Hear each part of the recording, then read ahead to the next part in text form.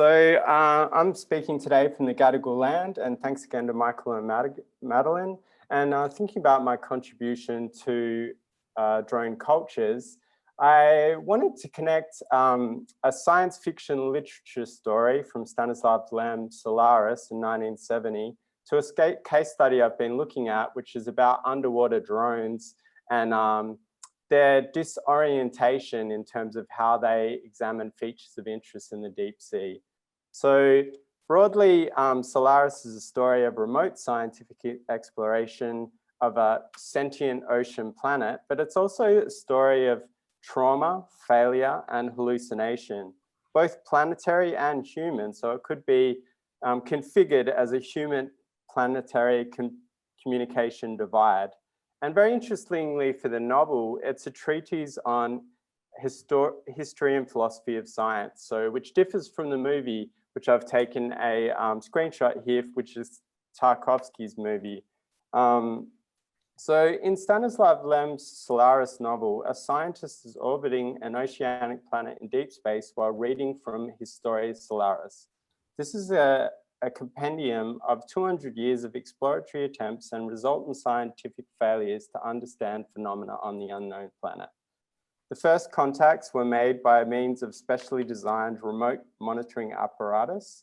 In the first 6 years of Solaris studies, the initial period begins with a scouting ship that studies the planet from orbit, which is an automatic satellite, Luna 247, which I have a picture of here. Later on, remote robots were submerged into the ocean, but the ocean participated in its readings. It modified the submerged instruments, it disrupted recordings, and initiated a profusion of errant signals. To decipher this information, computers were built of virtually limitless capacity. Further robotic devices were deployed, spectral imaging invented, and largely obtuse branches of statistics employed. But as Lem argues throughout Solaris, the episteme of remote monitoring as scientific constitution is not simply about robotic apparatus, autonomous action plans, or mathematic directives. It is a history of science as a mode of pathology, explorations not simply of phenomena nor of environments, but of a remote, partial, and opaque framing with what Giussi Perica and Gil Fournier have been calling real potential for technically induced hallucinations.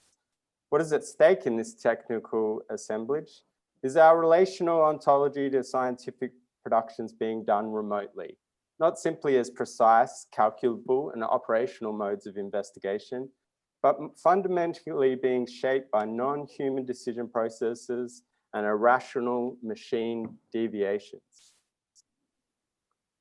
If we look at the planetary black box and connect it to Historia Solaris, I'm interested in how underwater drones operate and how they connect sensory input to a deep sea computational diagram.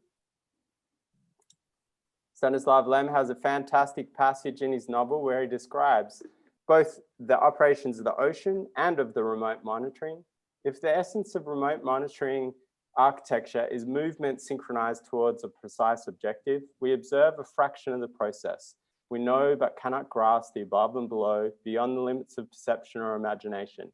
Thousands and millions of simultaneous transformations at work, interlinked like a musical score by mathematical counterpoint.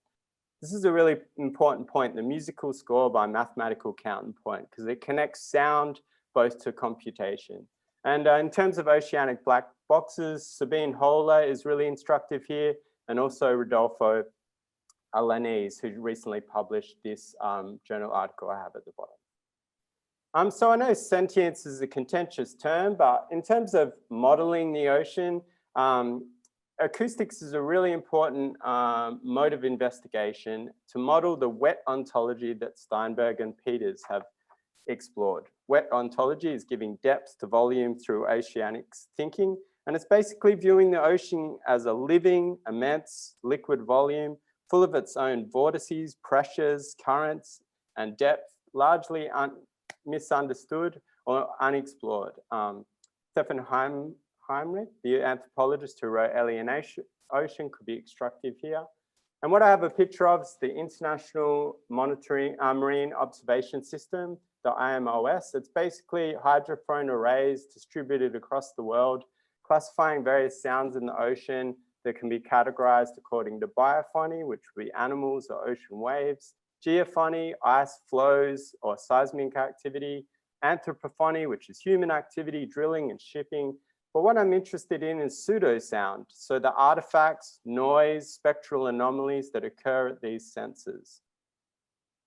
Of course, there are direct analogies between acoustic underwater positioning and global navigation system of systems. In terms of precise, accurate time positioning, and GNSS is now totally science and society are dependent on this. And basically, it's an essential critical infrastructure.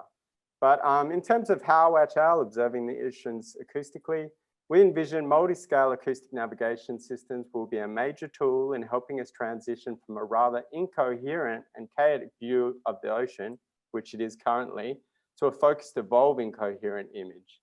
This will enable humankind, importantly, using mostly robotic avatars to see this oceanic volume. So this is where the drones come into the story. Recently, in terms of this, developing like unmanned submarines, US Navy's Sea Systems Command is investing more money, basically due to the critical infrastructure located in the depths of the ocean and possible attacks from other nation states. But there are problems with sensor degradation in the deep ocean. And so US Navy is working with a small artificial intelligence company here to try and compensate for this. But in terms of the sonic perception in the ocean, we can see that exploring the ocean through soundscapes, the perceptive sounds depends on the relative contribution of each source, the source direction, its propagation through the environment, behavioral context, and in the history of the listener with similar sounds. So I've got a main question, which is the acoustical ocean as a self-reporting agent. What different properties and material problems does the oceanic pose to underwater drones and their ability to locate targets through sonic forms of graphic visualization? How do deep sea processes interrupt an ability to identify and act on targets and produce anomalous imaging in real time that could be classed as technically induced hallucinations? And could this disorientation be instructive as an ontological form of discovery to the ocean itself? Lastly, what is at stake in this technical memory extraction via drone data and cartographic identification? This connects to Yanni's idea of the database and machine learning, but also archives and computational infrastructure.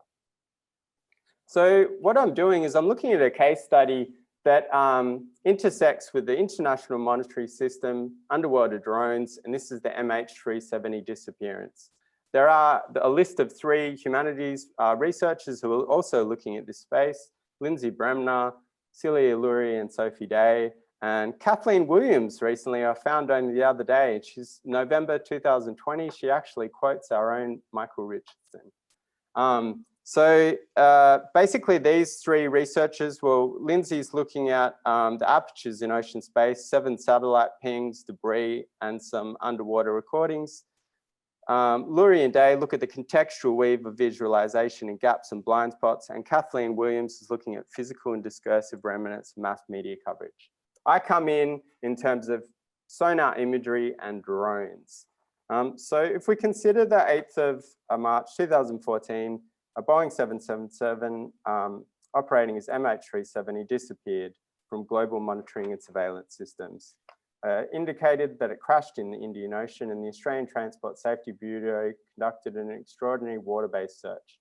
Underwater drone systems were intended to survey an unmapped 120,000 square kilometers via sonar imaging, new cloud-based architectures, and data algorithms for automatic detection. So this is where they started tendering the different companies from the oil and gas industries to use their remotely operated vehicles and AUVs or automated underwater vehicles. And they did a test for the tender, and which was drop these crosses and these cubes in 1,000 meter depth. And they were aiming to see if their feature detection capability or resolution was 2 cubic meters, basically on the basis of the core size of the B-77 engines. Sonar contacts were defined as any anomaly on the deep floor appearing non-geological in nature. They used a process of backscatter, which I've spoken about before and won't have time to go in here, but a very simple summary is on the right hand of your screen. So for MH370, the sheer depth and just unexplored region of this ocean, it became a really interesting case study for what how drones are challenged in the full spectrum dominance that IGR Shore suggested. And also in terms of machine behavior, I was interested in how it should be studied from the varied foraging behaviors exhibited by search and rescue drones. So what features and anomaly did they find? What attributes did drones assign them, and how did this shape drone behavior? So in the ATSB report, there were 618 level 3 contacts, 41 level 2 and 2 level 1 contacts. So the level 1 contacts that were thought to be the plane were found to be iron and coal remains of a wooden shipwreck, and the other a scattered rock field. So I'm kind of arguing that this trauma that's happened on a planetary scale, what the disorientation of the plane, the huge search and rescue, and then the drone's kind of misidentification of these things actually exposed the history of the ocean that we hadn't seen before. They found 4 shipwrecks in total that look back at human history's kind of extraction, use of coal, and all of these kind of things. Importantly, for the disorientation of drones, different types of disorientation were classed as data holidays, and I have a list of them here: terrain avoidance, equipment failure, shadow event, and off track. If we return to Solaris, in the history of Solaris, all of this was catalogued inside a database, and you can see new techniques and remote control enable instruments to transmit stereo photographs. They reproduced images of their growth and destruction. The libraries overflowed, the archives grew, and the price paid for this data and documentation was often very heavy. All of the images I'm searching in the National Computational Infrastructure, which is located in ANU Canberra. I have this quote up here from Delanda, where a line of flight is being created where the cartographic is replaced by the taxonomic. And you can see like a spectral anomaly there. I have a picture of it. What appears to be individual targets could be ghosting of the original contact. I went on a voyage to the National Computational Infrastructure. I did some training there and also attended the scientific symposium, very strangely inside the Martian embassy, inside this building at ANU. And it was basically scientists talking about how they needed just greater scale, Exa-scale computing, higher investment to be able to see more and more phenomena. But of course, this would produce more and more anomalies and more requirements for storage. Yeah, I'll probably end there. I'm about at time, but I'm basically using science fiction to pose these kind of larger provocations about different forms of imaging, the databases, and also kind of the pathology of exploration. Thank you very much.